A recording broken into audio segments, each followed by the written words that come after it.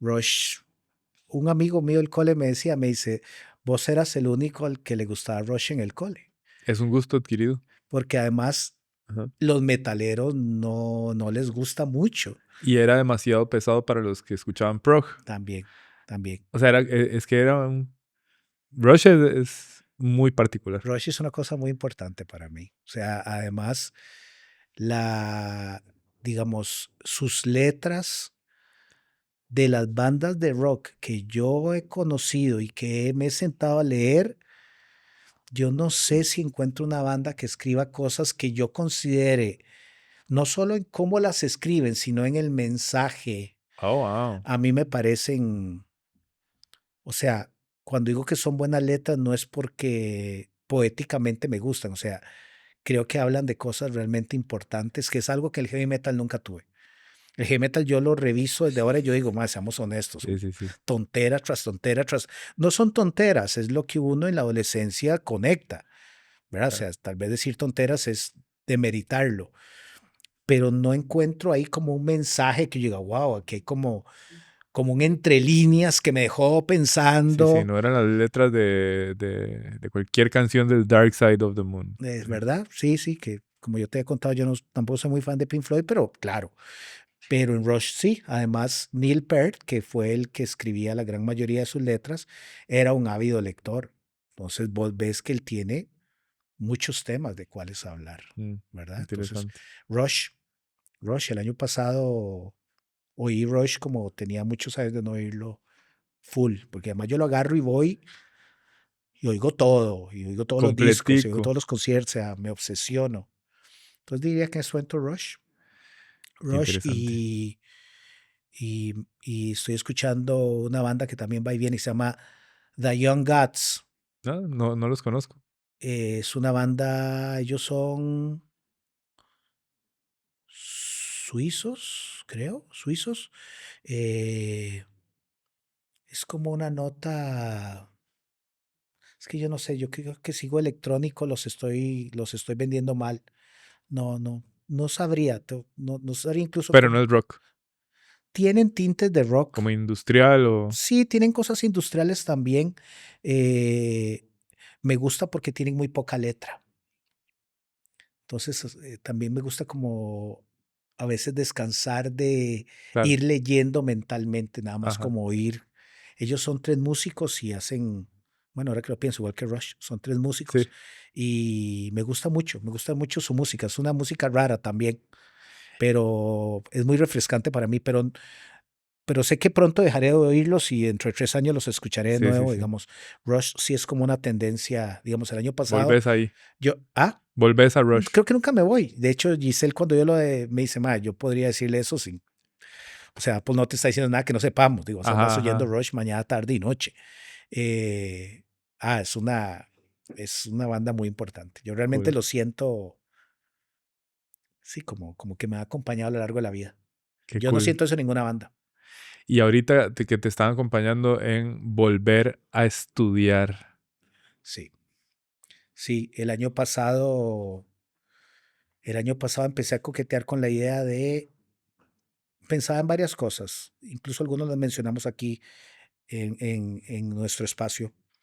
Pensaba en estudiar algo que tuviera que ver más como con psicogerontología, principalmente porque realmente observo que hay una tendencia, ¿verdad? O sea, la sociedad se va a volver ancianas, obviamente yo con ella, y creo que no estamos como entendiendo que tenemos que movernos hacia eso, sobre todo los que trabajamos en salud mental, ¿verdad? Con esa población y con la población que los va a sostener. Es que Sí. es una cosa en dos movimientos, ¿verdad? Entonces, bueno, ese tema me sigue interesando, pero no recuerdo muy bien por qué. Realmente no lo recuerdo. No sé si te lo comenté, pero yo no recuerdo cómo llegué ahí. Como en el segundo semestre del 2025 dije, sería chiva terminar, digamos, mis estudios en filosofía, graduarme. eh, Tenía claro que no tenía ni las condiciones ni el tiempo para devolverme a mi posgrado, que me habría encantado, pero digamos, también por una cuestión de responsabilidad, Ajá. no lo tengo. Es que hay que estar muchas horas en la U y mucho trabajo de grupo, que si soy honesto, no estoy como, no No es sos algo que me fan. atrae, ¿no? Entonces, bueno, eso lo deseché de antemano. Había elegido un posgrado originalmente, hasta te envié el programa, tenía cosas muy interesantes. eh, Incluso había hasta un efecto de convalidación de algunas cosas, Sí, sí, me acuerdo. pero vieras que muy caóticos administrativamente, entonces me dieron un muy feo sabor de boca. Yo dije, estos maes, si son así para cobrar y para matricularme y para comunicarse conmigo, siento que no va a ser algo, o sea, como que se sentía desordenado. Tal vez son una institución chusísima y tuvimos un desencuentro, Ajá. pero no me sentí cómodo. Yo dije, yo no quiero esto, yo quiero realmente que me expliquen las reglas del juego, que me digan cómo es, cómo no es. Entonces, bueno, ya incluso hasta había pagado una parte pequeñita, pequeñita, muy, muy simbólica. Y les dije, les agradezco mucho Ujú. realmente, pero no me siento cómodo. Y entonces ahí me di a la tarea de definir qué necesitaba yo que este posgrado tuviera como mínimo para internarme en él. Lo primero para mí era importante es que necesitaba algo que fuera a distancia, que no fuera online. Eso para mí era muy importante. A mí me aburre un poco, digamos, como las clases online. Sí, sí, sí, tengo un problema con eso. O sea, siento que se habla mucha paja. No, no puedo Las evitar. clases online en vivo. Ajá. Ok. Sí, sí, siento que hay mucho Ya, distractor ya, ya. Sí, y sí, sí. terminamos casi que haciendo terapia grupal y digo, nada más no quiero ser parte de eso. No digo que está mal, nada más yo no quiero Ok. ser parte de eso, ¿ok? Entonces, bueno, yo andaba buscando una que fuera a distancia, ya yo tenía la experiencia de haber estudiado a distancia y me sienta muy bien. Yo sí tengo como la constancia y la disciplina para que me digan, ok, hay que leerse esto y esto y esto. O sea, hay gente que me dice, yo jamás podría estudiar a distancia, yo no, yo necesito a alguien a la par mía. No, yo realmente, yo Sí, sí, sí. funciono bien a distancia. Pero también sos muy intencional a la hora de meterte. Nadie te está obligando. O sea, vos decidiste entrar ahí, estás convencido de que es lo que Exacto, querés. exacto, exacto, exacto. Entonces, bueno, encontré un instituto de educación superior que queda en Argentina, no queda en la capital, sino en una provincia que se llama Entre Ríos, perdón. Entre Ríos. Entre Ríos es una ciudad muy interesante. Yo no la conozco. Siempre he querido ir Te va a porque tocar ir. no, creo que no. Ok. Creo que no. Podría uno inventarse ahí, Sí, sí, pero, sí. pero sería un invento, o sea, no es necesario, no es Ok, parte ok. del currículum. Entre Ríos tiene una particularidad que es donde se celebra el Congreso de Ufología más importante de América, que no es en Estados Unidos. O sea, ahí se Wow. reúnen ufólogos, Y ahí hay pero cinta avistamientos y negra, todo. cinta Es negra. como un lugar desertoso. Entre Ríos es provincia, sin duda es provincia, es como, no, no es desertoso. Digamos, si tuviéramos que traerlo a nuestro territorio nacional, es como un San Carlos, Ok. es como un San Carlos. Y bueno, yo alguna vez estuve a punto de coincidir como que estaba yo con Giselle, con Sofía, estábamos en Argentina y el congreso era como dentro de 15 días, pero bueno, no podíamos retrasar nuestros planes y bueno, me lo perdí. Tal vez algún día, vos sabes que a mí me encantan las cosas de los ovnis. De hecho, a nuestros queridos amigos y amigas, si les interesa el tema de los ovnis, el año pasado salió un documental. O sea, mis expectativas me jugaron en contra, no hay duda, pero igual me parece los mejores documentales sobre ovnis que yo he visto. eh, Incluso hay una parte muy interesante porque hay universidades en los Estados Unidos donde psicológicamente atienden a las personas que han tenido contacto extraterrestre. O sea, ese es el trabajo de ellos, tratar, ¿por qué? Porque aparentemente te jode. O sea, te trauma, te afecta. Entonces ellos tienen equipos completos de psicólogos atendiendo gente. No, no Wow. abductions, no Ok, abductions. ok, No, ok. no, no, no, no, no. Esta gente que cuenta, iba manejando y se me apagó el carro y apareció Ajá. una cosa ahí. O sea, aparentemente eso psicológicamente te deja como en un in-between complicadísimo y como que perdés contacto con la realidad un montón. Entonces, eso me encantó. El documental se llama The Age of Disclosure. Es como se llama el documental. The Age of Disclosure. Fue hecho en el 2024, duró todo el 2025, por alguna razón no lo podían poner y ya el año pasado, a finales, ya lo dieron. Es un poco largo, pero me gustó esta parte psicológica, eso nunca lo Está había escuchado. interesante, Sí, está interesante. y es Stanford, o sea, ¿verdad? No, es una universidad Sí, ahí de tres patitos, como diría mi esposa, no, es un Ivy League estudiando el tema. Bueno, entonces te decía que entonces encontré un instituto de educación formal, entonces presentaban un programa en el que no pude convalidar nada, tuve que ok. empezar desde cero, pero lo presentan como algo tan panorámico, Es un posgrado, es un diplomado, es es un... una diplomatura. Ok. Es una diplomatura que yo lo que puedo hacer es aspirar a una doble titulación. Porque cuando yo haya terminado los 12 cursos de esta diplomatura, ellos están conectados con una universidad en España, donde si yo presento una investigación con ciertos parámetros, podría aspirar ahora sí a convertir la diplomatura en un posgrado y que el posgrado me lo otorgue la Universidad Europea y ya no ellos, porque ellos llegan hasta la diplomatura. Suena muy atractivo. No estoy obligado. Yo puedo terminar en la diplomatura Y sí, sí. Si fuera por y conocimiento, suficiente. lo que yo le decía a Giselle, a mi esposa, es que a mí investigar me gusta mucho. Ajá. Entonces, como vengo pensando en el tema del trabajo, el efecto del trabajo, entonces es muy probable que si no llego demasiado hecho leña al final y que podría darme hasta un break, no tengo que ir de seguido, Claro. probablemente intente hacer la investigación, porque además el tema del trabajo me tiene, desde el año pasado diría que ha sido como mi gran tema, ¿qué con el trabajo?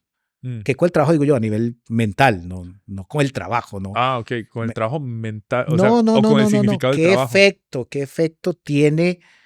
El O, s- trabajo en o nuestra sea, ¿qué está mente. produciendo todo este ideal que la gente persigue sobre, no sé, eh, sí, sobre alcanzar altos estándares socioeconómicos, que la gente dice, eso es a partir del trabajo, pero desde mi óptica, no solo desde mi óptica, hay un montón de autores que admiro planteando, o sea, que el precio a pagar, si es que lo llegas a conseguir, es funesto, ¿verdad? Es dedicar tu vida al trabajo y muchas veces lo lamentable sería que no sea ni siquiera un trabajo que te guste, Claro, con tal de tener el carro que querés o la casa que querés o claro, vivir la vida que la sociedad te dice que tenés que vivir a esa exacto, edad, exacto, ¿verdad? Y eso exacto. es lamentable. Yo tengo una pregunta porque en vista de este acercamiento que tenés a la filosofía ya de manera más, en este momento, formal, digámoslo Sí, así, formal, está demandando de vos otras cosas. Siempre has estado estudiando y leyendo y siempre, todo, pero siempre. el hecho de saber que hay un currículo que cumplir Sí, es otra mentalidad. sí. Y ahora me comentabas fuera de cámara que empezaste, desde mi punto de vista, obviamente, por estudiar a los presocráticos hasta llegar a Sócrates. Me gustaría que habláramos de eso.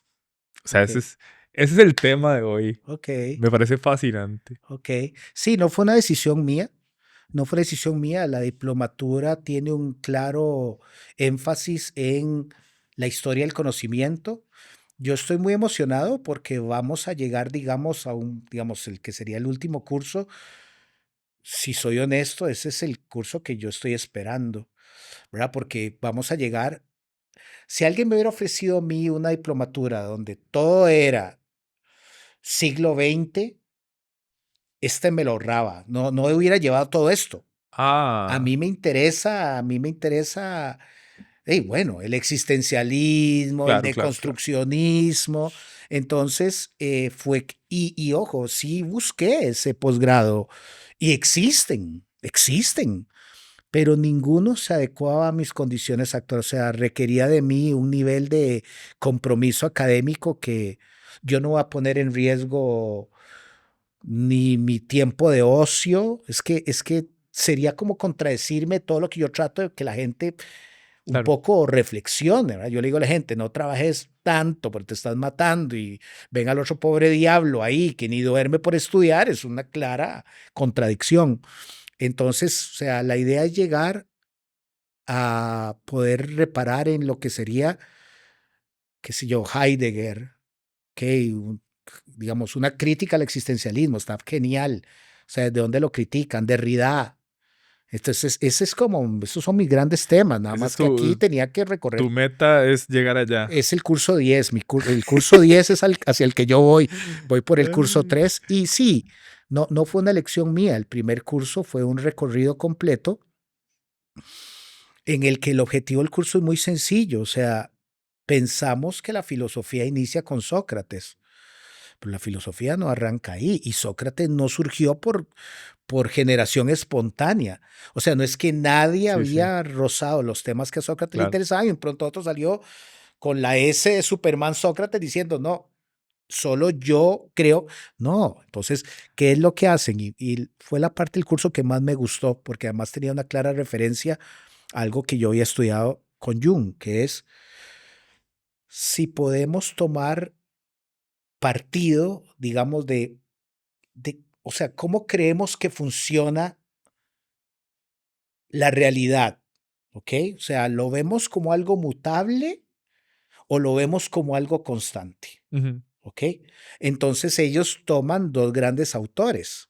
Toman a Demócrito como el representante de, digamos, de que la realidad es realidad en la medida que llega a su estado, o sea, Ujú. que es algo estable, es algo a lo que podemos accesar, ¿verdad?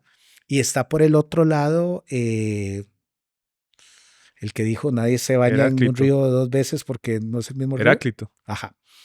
Y está Heráclito por otro lado, Ajá, más ajá. bien planteando que en realidad la realidad es un devenir, Claro, el cambio es permanente. es un devenir. O sea, eso que llama la realidad incluso es un modo de tu mente como de fijar algo que no está fijo. O sea, pero necesitas fijarlo porque si no, te dispersas. Pero, o sea, la idea de Heráclito es, esa es tu mente, no es la realidad. La realidad es movimiento, tu mente fotografía, tu mente hace como, ok, pero eso es, digamos, como Sí. para que usted construya algo en su cabeza, no es que eso se detuvo para que usted lo fotografiara. Demócrito no. Demócrito sí piensa que todo lo que nos estamos interactuando es porque ya llegó a un estado de ser, o sea, ya existe. Existe con independencia si yo lo entiendo, no lo entiendo, lo observo. O sea, para Demócrito, la realidad no requiere a un observador. La Ujú. realidad está de por sí. Ya. Ahí está. Lo que es real. ¿Ok? Heráclito no piensa eso, no pensaba eso. Heráclito pensaba que realmente, o sea, ni siquiera podemos dar cuenta de la realidad, porque la realidad de hoy, digamos, ya no será la realidad de mañana. Entonces, ¿cómo le llaman realidad a eso? O sea, algo que sea tan mutable. Digo, la Claro. realidad es realidad en tanto yo puedo decir, ok, esto es real, digo, nadie lo duda, ¿ok? Ujú. Pero si nos ponemos más como heraclitianos, diríamos, ok, Claro, claro, ok, claro. pero que usted lo esté captando significa que entonces ya este objeto se volvió parte de la realidad. No será su mente construyendo algo para que usted se vaya a dormir tranquilo, pues si usted de pronto le empieza a decir que todo está en constante devenir. Una de las ideas de Heráclito más fuertes es, en la medida que todo está en movimiento, podemos pensar, digamos que muchas cosas nada más no son. Ujú. Eso es muy fuerte, porque hasta podríamos pensarlo en términos autorreferenciales. O sea, si existo, o digamos, o soy una digo, un poco la idea del Matrix y todo, Sí. ¿verdad? Entonces, todo el curso versó, o sea, Ahora, tratar como hacer una comparación uno contra sí, otro y ubicarlo geográficamente también. en ese momento, o sea, esos pensadores de alguna manera estaban buscando la explicación de la naturaleza, o sea, cómo funcionan las cosas, ¿verdad? Era como muy, estaban siendo muy observadores y dándole significados alejados al misticismo, Claro, ¿verdad? claro. Alejados a la religión, porque antes de ellos todo era justificado con si está una tormenta, esto es el castigo de Zeus, ¿verdad? Si tembló es el castigo de tal dios. Si hay cosecha es porque tal dios nos favoreció, ¿verdad? Sí, sí. Todo era muy justificado en torno a algo intangible, poco predecible y no en este mundo, ¿verdad? Y entonces estos filósofos naturistas empiezan a observar y empiezan a buscar, o sea, fuera de todo esto, cómo funcionan las cosas, ¿verdad? Sí. Eh, Y ojo, Jorge, porque lo que decís es totalmente correcto. Yo nada más agregaría dos cosas. O sea, la filosofía, tal como yo la entiendo hasta este momento, ya veré si 6 meses pienso otra cosa, pero al día de hoy, la filosofía no se opone al mito. O sea, digo, era lo que tenían los antiguos, el mito. Ajá. Era un modo de compartir conocimiento. Bueno, al día de hoy, digo, estamos Seguimos. rodeados de mitos. El mito del exitoso. Eso es un mito. Claro, Es un mito. ¿Me claro. entiendes? O sea, ¿por qué? Porque de pronto si vos empezás a observar en tu vida, a ver cuántos seres de carne y hueso coinciden con tu creación mental de lo que se entendía por exitoso y de pronto no conoces a ninguno. Hasta que no conozcas a ninguno podemos decir, bueno, de pronto no existen. Digo, si nos ponemos más Sí, sí, sí. ¿verdad? Como más filosóficos, en el sentido de escépticos, quiero yo decir, Sí. ¿ok?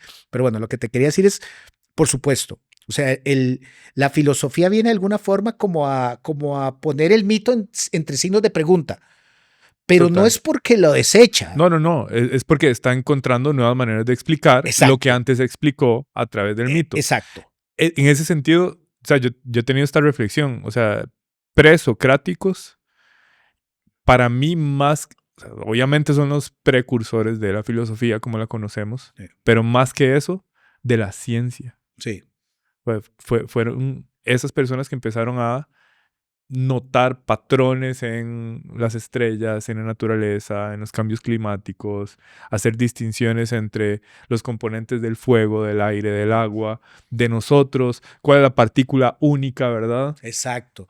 De hecho, se supone, es que el problema con Sócrates es ese, estamos quizás suponiendo, pero muchos autores lo que le criticaban a Sócrates, y aquí me adelanté varios años, es que precisamente a Sócrates esos temas no le interesaban mucho. De hecho, no le interesaban, porque hay varias cosas al respecto.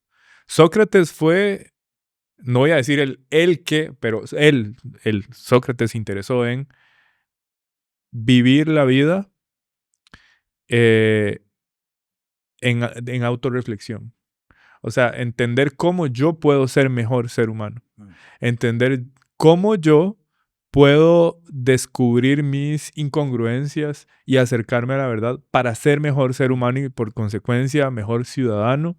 Eh, y entonces era mucha reflexión sobre mí mismo. Ujú.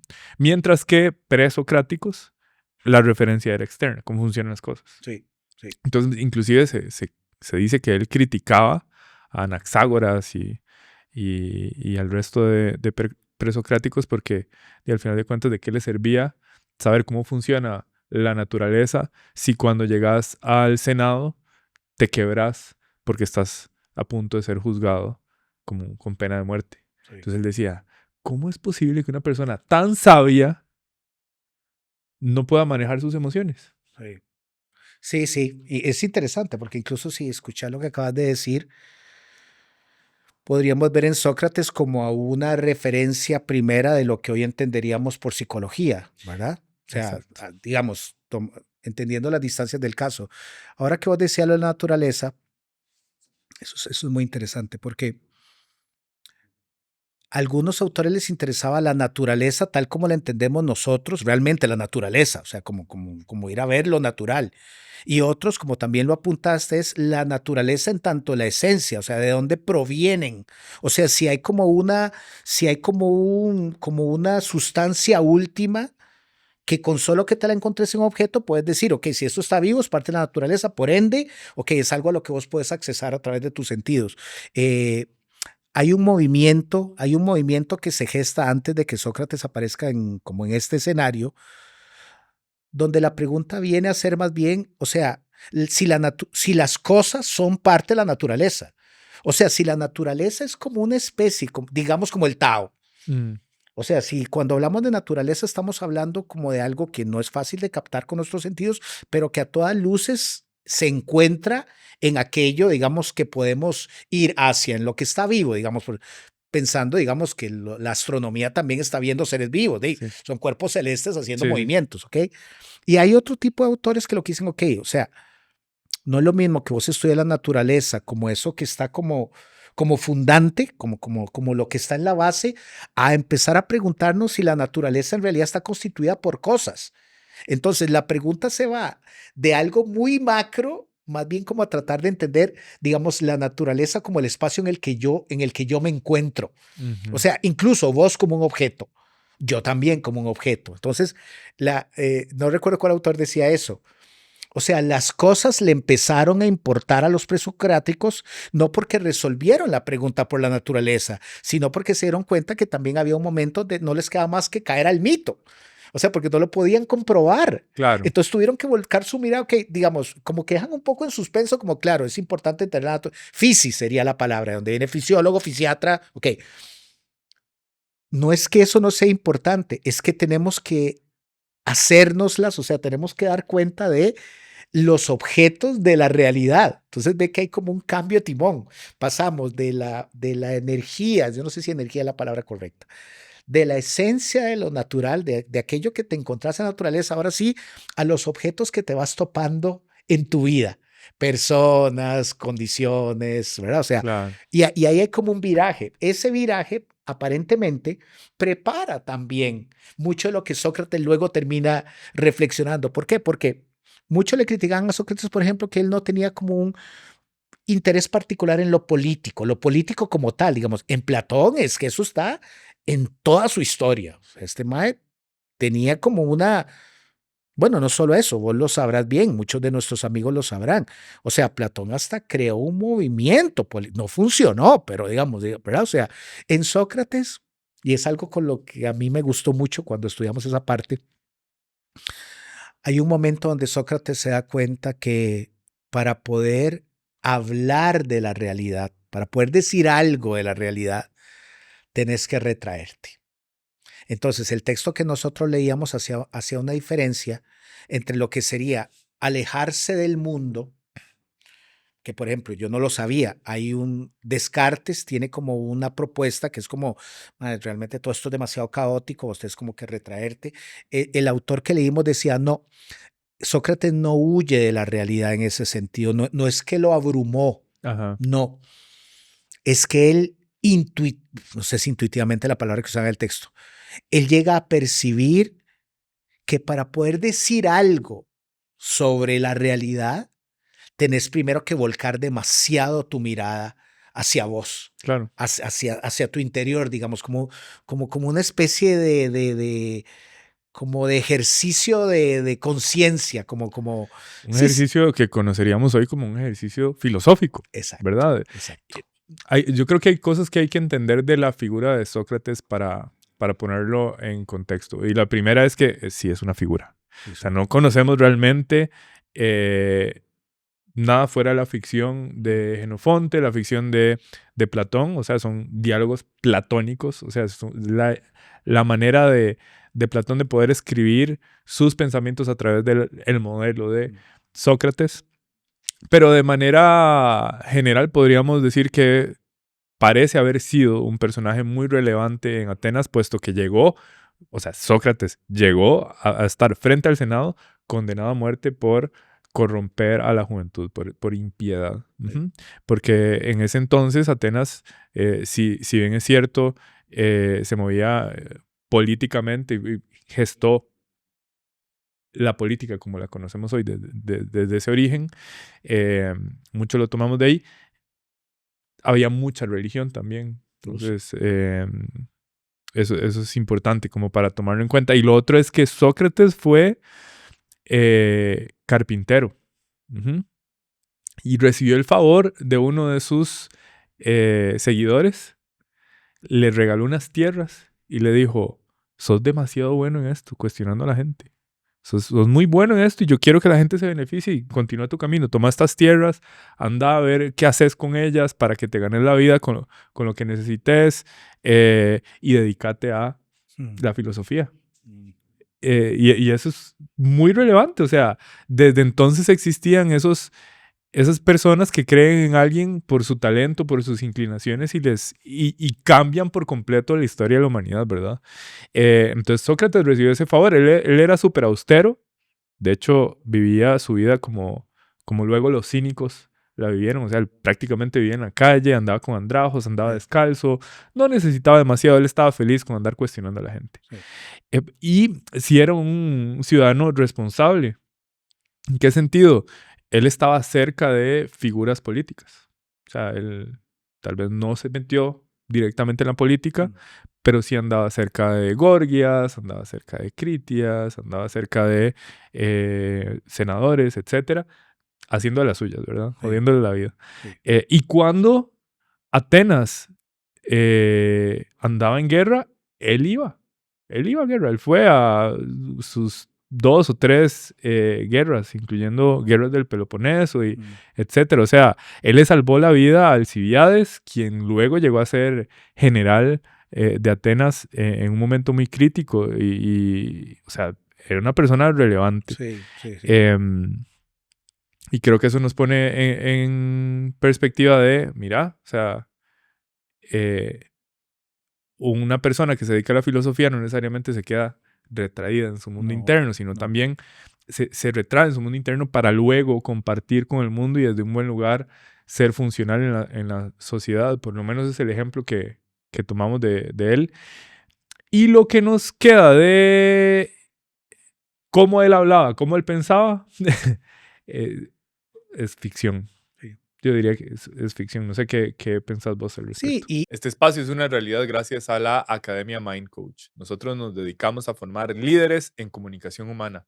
Tenemos una misión y es cambiar por completo los paradigmas que hay en contra de las personas que se encargan de liderar a otros. Se dice que 1 de cada 3 personas que asciende a un puesto de jefatura no ha tenido una formación que le permita interactuar de la mejor manera con su equipo y crear un ambiente saludable para que todos se desarrollen y haya una comunicación efectiva. Nuestro modelo consiste en acompañar de forma personalizada a todos aquellos que quieran mejorar sus habilidades para construir acuerdos y solucionar conflictos por medio de nuestro programa estructurado que te va a permitir comprender cómo funciona la mente, cómo construimos las emociones, cómo operan los seres humanos, cómo el lenguaje impacta nuestra versión de la realidad y a partir de ahí adquirir herramientas para influenciar, para acompañar, para tomar decisiones, para dar feedback, para recibir feedback, para dar peticiones, para contar historias y muchas otras cosas más. Si vos sos una persona que quiere desarrollarse, crecer profesionalmente, con una vida balanceada, con nuestro modelo, te voy a invitar a darle clic al link abajo. Nosotros te vamos a estar esperando para acompañarte en una sesión completamente gratuita, darte los detalles y saber si calificas para ser parte de nuestra tribu de líderes en comunicación humana. y bueno, en eso yo, digamos, no me voy a contradecir de algo que pienso respecto a otros personajes de la historia. Y aún si fuera ficción, yo no creo que se le haya que restarle valor, Cero. ¿verdad? O Cero, sea, cero, cero. si estamos en presencia de un personaje mítico, de alguien demasiado bueno para crear literatura, ¿ok? Igual me parece que cuando vos te acercas de un modo analítico, sí, o sea, te mueve. Ve si Sócrates es relevante, Jorge, que los que intentamos practicar en estos momentos asesoramiento filosófico tiene una gran base mayéutica. O sea, y eso no quiere decir que nos consideramos socráticos desde ese punto de vista. Es que ese ejercicio, no porque Sócrates lo pensara, es que vos lo ves en acción. O sea, vos ves donde alguien te está presentando una idea desde un lugar, así como desde la veracidad, y basta con que vos le digas, pero pensá eso desde aquí. O sea, ni siquiera te estoy diciendo que estás equivocado, nada más aquí donde yo estoy sentado, eso se oye diferente. Correte y oílo. Ese movimiento, decirle al otro, y si tu verdad no fuera verdad, no es, habría que ver Sócrates con qué deseo lo hacía. Digamos, en acompañamiento terapéutico no es un deseo de joder. No, es porque realmente hay como un ejercicio de construcción que sienta las bases para uno de reconstrucción. ahí es donde la gente observa, de hecho es muy bonito. Yo es que no lo puedo leer porque yo no tengo la suscripción del ¿cuál es ese? ¿El New York Times o cuál? Hay una revista que me viene saliendo en redes hace rato diciendo pagado $2, agarrado, no es para tanto. Pero es que estoy muy peleado con el tecnofeudalismo, entonces por eso no lo hago.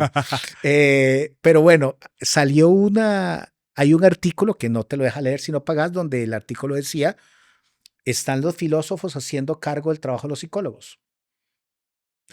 Y la idea es esa, la idea es que O hay un sea, movimiento muy fuerte, ya lo habíamos hablado, hay un movimiento muy fuerte, o sea, además hay países donde claramente vos entendés que el asesor filosófico no está haciendo terapia.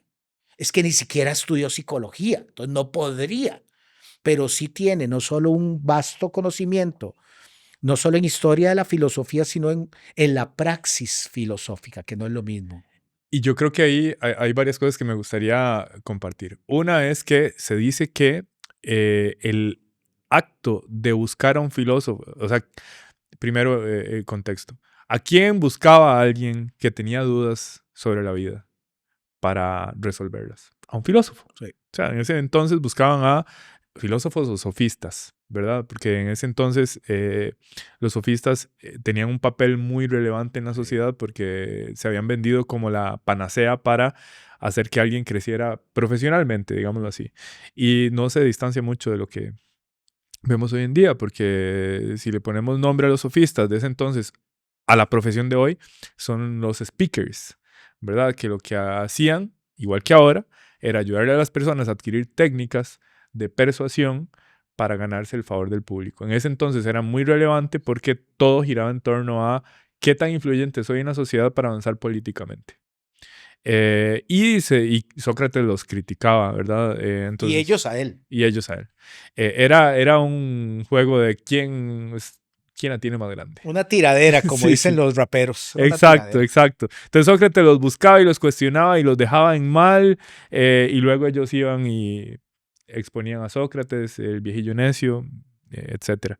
Entonces la gente buscaba a los sofistas o buscaba a personas como Sócrates para resolver sus crisis existenciales y darle sentido a la vida. Llegó un momento en donde esa práctica de buscar al filósofo se le llamó terapeia, en griego. Ujú. Y de ahí empieza a nacer la conciencia de, "Ay, yo puedo, a través de la conversación con alguien que me hace preguntas, sentirme mejor, ¿verdad? De manera sobresimplificada. Em, Crítica a Sócrates, de alguna manera, esto lo hablamos fuera de cámaras, yo me quedo pensando en desde dónde Sócrates cuestionaba a la gente. ¿Para qué? O sea, al final era para puro gozo propio. O sea, mentira que quería dejar mejor a la persona, porque si no, no lo jodería tanto. Es que era bien necio. O sea, de hecho, si uno lee los diálogos, se da cuenta que ningún diálogo llega a nada.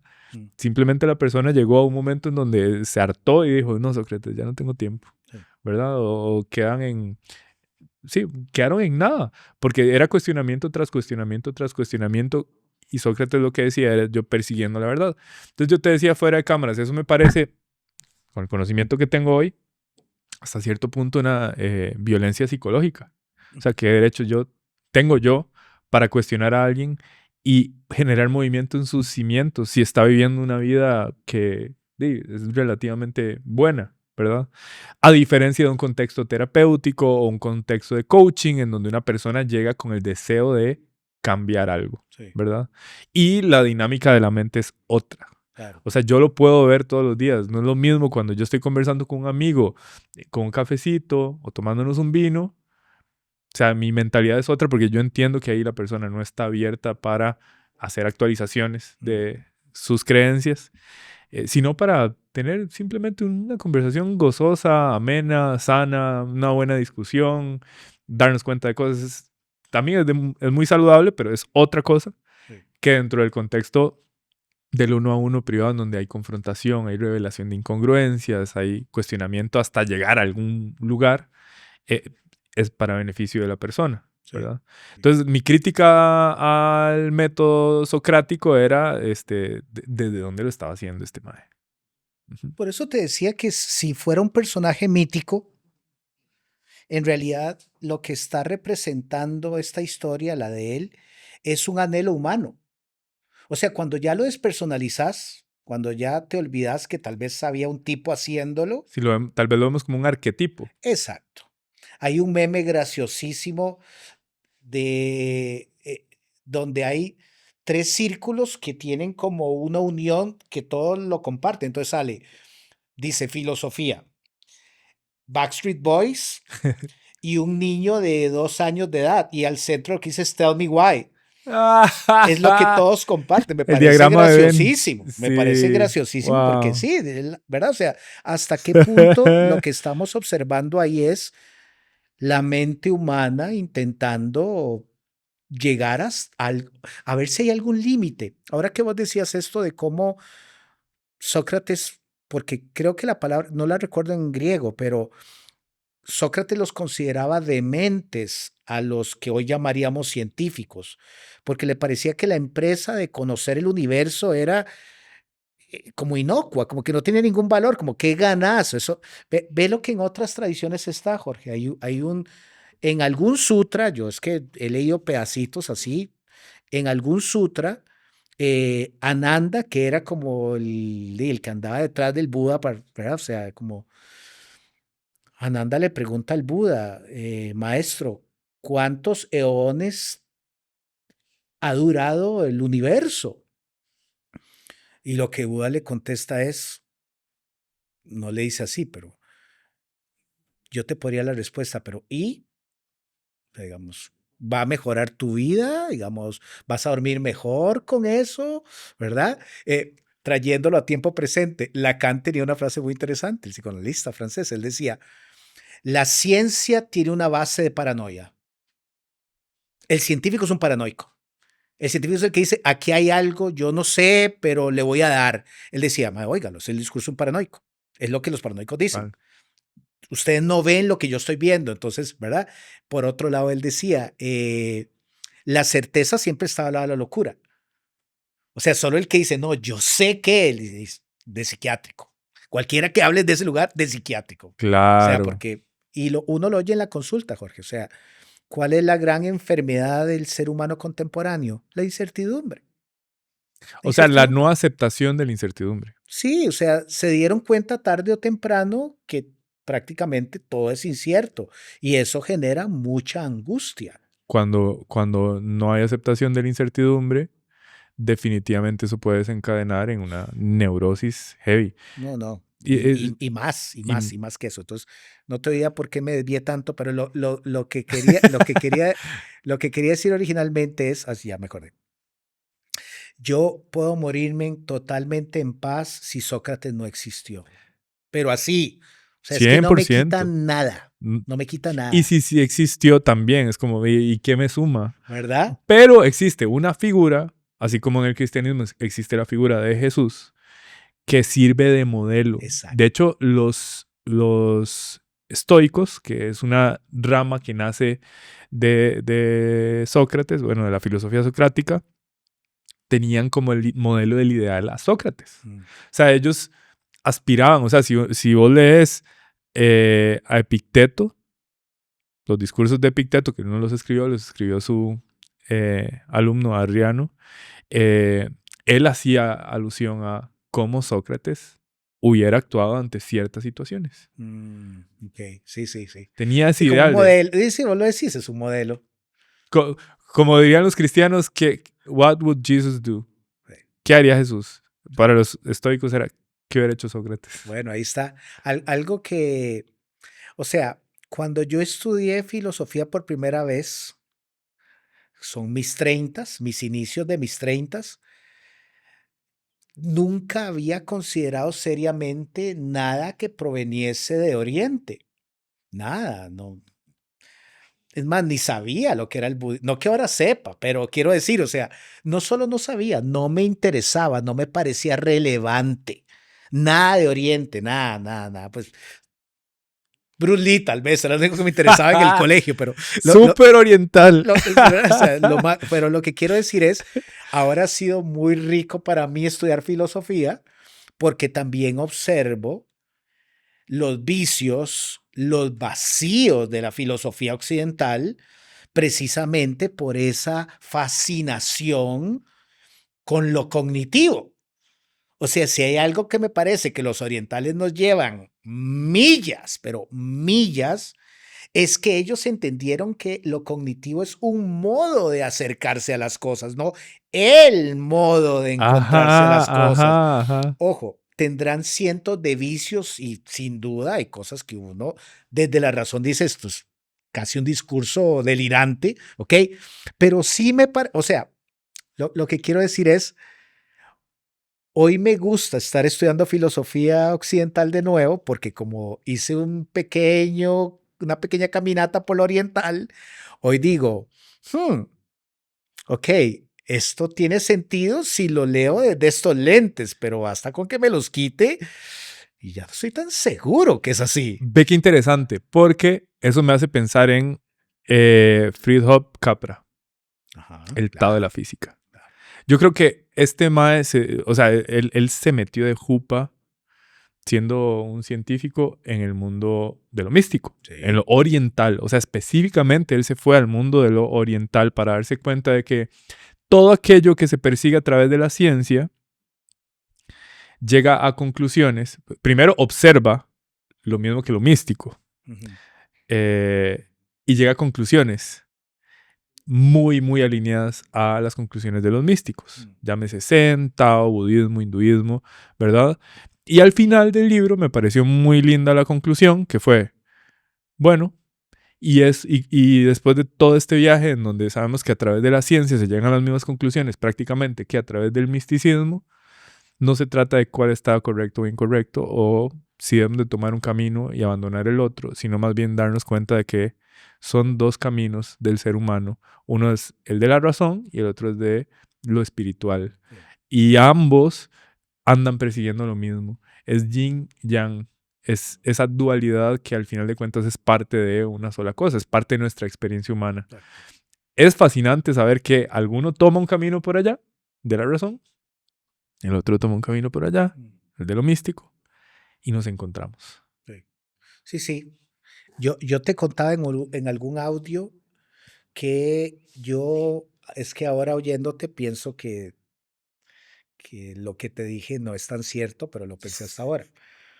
Porque yo te contaba que a propósito de este padecimiento que estoy teniendo auditivo, ¿verdad? Ajá, Esperemos que temporal, sin tenerlo planeado, empecé a meditar mucho más. sí. Mucho, mucho, mucho más. O sea, ahora Sí, sí, lo contaste desde meses atrás en episodios. sí, pero como que había aflojado y de un pronto a otro, como que, por decirlo algo, en el último trimestre del año, como volví a ser como, yo diría, bastante parecido al meditador de mis cuarentas, o sea, alguien que dedicaba varios momentos del día para practicar meditación. Ahora oyéndote caigo en cuenta de que pues, yo creo que sí tiene que ver un poco con el hecho de que estoy consumiendo menos tiempo en escuchar música, entonces me queda más tiempo. Pero por otro lado, también pienso que estoy meditando más porque al estar estudiando filosofía, también algo en mí intuitivamente me dice, mae, balancee un poco eso, porque Claro, usted se puede ir del otro lado claro. fácilmente. Entonces, creo que también es una suma de factores. O sea, lo que te quiero decir es, eh, estudiar filosofía occidental ha renovado una vez más en mí un deseo como de explorar más lo oriental, que eso va y viene, o sea, hay momentos donde lo siento muy fuerte, momentos donde no lo siento del todo, y creo que tiene que ver también como una reacción interna de, es que si uno le hace caso solo a estos maes, todo termina convirtiéndose en un constructo de la mente. Bueno, yo soy testigo en carne propia de que ese extremo no es tan bonito. O sea, yo llegué al punto en donde, yo lo he contado en episodios anteriores, ese extremo en donde le di demasiado peso a la mente y desprecio al cuerpo y desprecio a muchísimas cosas que me estaba trayendo malas consecuencias, inclusive a nivel de no saber ni siquiera cómo experimentar de una manera sana las emociones. O sea, y eso me llevó a tener que tomar cartas en el asunto y flexibilizarme en el camino, ¿verdad? Em, Nada más me gustaría hacer un comentario y saber qué pensás al respecto, porque de la parte oriental, yo de lo, con lo que me he quedado es con la experiencia. O sea, experimentarlo. más que darle sentido. Porque darle sentido a las palabras de lo místico es una locura. O sea, son solo palabras a la par de palabras que a veces suenan muy bonito y a veces simplemente no sé ni para dónde va. Pero la práctica meditativa, sentarte, contemplar, respirar, gozar del momento presente, inclusive las prácticas psicodélicas y todo. O sea, la experiencia es lo que yo valoro de esa corriente de filosofía oriental. Más que la parte lingüística, más que las palabras. Okay. Del otro lado, como su tendencia era más racional, o sea, yo me identifico más con eso.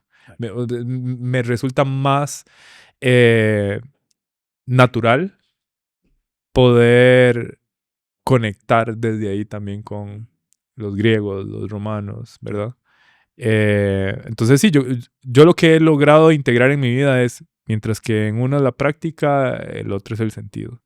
Y los voy amarrando. Okay. Así es como lo he vivido. No sé si lo que acabo de decir tiene sentido. Tiene total sentido. Lo que pasa es que lo que no sé si es eso lo que producirían todas las personas si se atrevieran como un poco a moverse de un lado para el otro. A mí, o sea, definitivamente, Jorge, te puedo contar una experiencia de diciembre que fue para mí muy enriquecedora.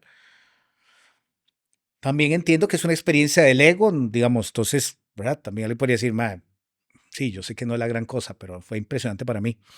Estaba meditando mucho, con mucha fuerza, y estaba un domingo, recuerdo que era un domingo en la mañana, estaba preparándome algo para desayunar, y en eso, o sea, es que no es que oí una voz, no se asusten, no oí una voz, ¿ok? Pero vino en mí una idea como de, debería estar haciendo más, ¿ok? En varios niveles, o sea, es en varios niveles. O sea, pensé, digamos, no sé, el año pasado, digamos, estuve muy reacio hacia las redes. Realmente llegué a un nivel de desconexión, de divorcio. O sea, me producían una cosa fea, loguearme en Instagram, ¿verdad? O sea, yo sentía más esto. Estoy siendo parte del problema, no de la solución al Ujú, meterme acá, ujú. ¿ok? Eso lo podemos hablar después. Tiene que ver con un autor en particular. Eh, y entonces de pronto en diciembre yo dije, ok, viene el año nuevo, tengo que repensarme, ¿verdad? Y es esa especie de voz, y la entrecomillo de veras, porque no es como una voz, sino nada más es como algo que pensé, yo dije, debería estar haciendo más. Inmediatamente, Jorge, inmediatamente, o sea, es que fue, o sea, acto seguido, yo caigo en cuenta de, ¿quién me dice que debería? ¿De dónde viene Claro, eso? Eso es una programación, mae. sí. Eso no viene de su sistema nervioso. Porque además lo estoy uniendo con, ya sea producir más contenido o atender más horas o Sí, sí, sí. leer más. O sea, me agarré inmediatamente donde esa voz quiso decirme como, mae, Póngale. no lo veo, Ajá, ¿ok? ajá. Y esa otra voz que yo creo que procede de la meditación. Yo no creo que eso venga de estudiar filósofos occidentales. Es como esa certeza de, no, yo no debo. ¿Quién dice que debo? El darte cuenta de que llegó esa voz y luego tener la capacidad de observarla y reflexionar, yo creo que eso es producto de la meditación. Sí. Sin duda. O sea, porque así es como nosotros vamos fortaleciendo esa conciencia de separación de los pensamientos. Sí, O sea, se nos olvida que la mayoría de personas no se han dado cuenta de eso. sí, Y yo creo que es el primer paso para una buena vida. sí. Ser conscientes de que van a haber pensamientos automáticos, que para mí es la categoría más baja de pensamientos porque no los elegiste, que van a llegar. Y si no te das cuenta, te llevan y se convierten en tu realidad. Cuando podrías simplemente darte cuenta de que, mira, ni sé Sí, de dónde viene, esto me sirve, no me sirve, lo puedo ver de esta manera, lo puedo cuestionar, lo puedo subir, bajar, no sé, hacer lo que quiera, pero porque te das cuenta de que no te pertenece. exacto. Alan, lo he disfrutado muchísimo. Yo también. Eh, Y yo espero que ustedes también lo disfruten mucho. Recuerden suscribirse, compartirlo, dejarnos en los comentarios qué opinan de todas las locuras que Sí. estamos conversando. Y agradecemos mucho que nos hayan acompañado ya por años. Episodio 60. 61. No, porque el pasado fue 59. ¿Ah, sí? Este es el 60. 60. Wow. 60 no es poca cosa. Increíble, increíble. ¿Ok? Seguimos creciendo y disfrutando de estos momentos. Gracias por darnos la oportunidad de compartir con ustedes. Sí, y un poco uniéndolo a lo que hablaba yo ahora, ojalá esto no sume más bien al ruido. Eso es lo que me tiene a mí un poco resfriado en las redes, Sí. ¿verdad? O sea que aún con buenos deseos uno puede también ser parte del ruido. Entonces, me gustaría pensar que esto se separa y que Sí. más bien va a un lugar más nutritivo, un lugar... Es más, si termina siendo entretenimiento, así, entretenimiento por entretenimiento, o sea, ojalá alguien se entretenga al escucharnos y diga, buena nota, estos más. Están La loquillos. loquera de los más, ahí Sí. como paso una hora vacilona oyéndolos. Yo aspiro a más y yo sé que Jorge también aspira a más, pero lo que quería unir, digamos, esta reflexión final es, nunca como hoy trato de ser consciente de que no es subir información, no es no ser olvidado, digamos, que es algo que yo oigo mucho, es que tenés que estar como en el top of mind, ¿verdad? Hoy en este momento de mi vida está lejos de ser mi objetivo.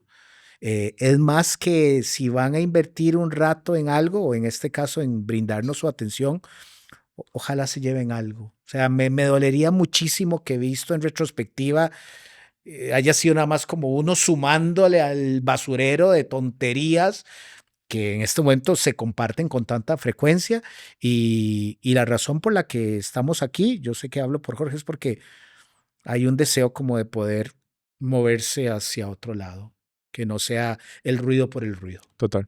¿verdad? Así es. Espero que lo hayan disfrutado tanto como nosotros. Hasta la próxima. Un abrazo.